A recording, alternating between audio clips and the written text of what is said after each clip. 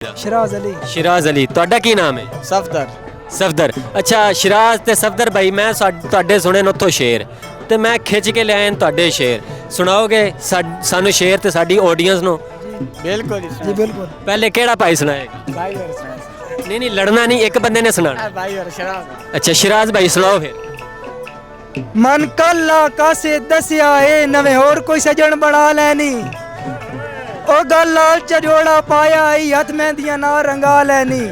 ਸ਼ੇਰੀ ਵੀ ਆਪਣੇ ਉਜੜਨ ਦੇ ਸਾਰੇ ਇੰਤਜ਼ਾਮ ਕਰਾ ਲੈਣੀ। ਉਹ ਤੂੰ ਸੇਜ ਤੇ ਸੋਸੇ ਤੇ ਮੈਂ ਖਾਕ ਤੇ ਸੋਸਾਂ ਆ ਵੇਖ ਮੈਂ ਕਫਨ ਸਿਵਾ ਲੈਣੀ।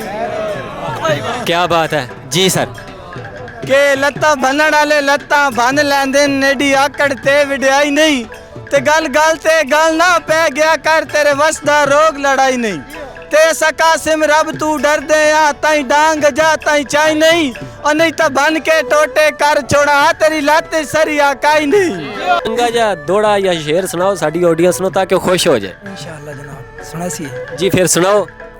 बेली बाण वंजे ना जनाब किसी दा कोई ते दुनिया वाले नहीं जीवन देंदे उसने। ठीक है जे बेली होवे ना कन्ना दा कच्चा ते ओ दुनिया वाले दी गल्लां ते लाग के बंदे छोड़ देंदा है। ठीक है ते होवे कन्ना दा पक्का ते ओ आदे पर करो ये फिल्मां सा के जड़ियां ने करेंदे रहंदे ने। ते दौड़ा भाई उन्होंने सुनया सा कि तन दसिया ना साडे नाल न टुर सा नजर सटे सी ये दुनिया। अगे संगत बनाई आई रो रो के संगत रोड सटे सी ये दुनिया। तू अपने घर मैं अपने घर इंज कैद करे सी ये दुनिया। ए मोसन प्यार दी दुश्मन ऐ सन मिलो न दे सी ये दुनिया। वाह कि सर फिर सुनाओ।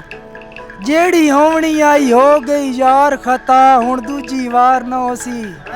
ते अगा कै इंसान दी उल्फत वे दिल कमला डार न होसी। अखी मीट किसे दिया लारियां ते एडा जब इतबार न होसी। नफरत दा सजुन नया कोई नहीं सो रब दी प्यार न होसी।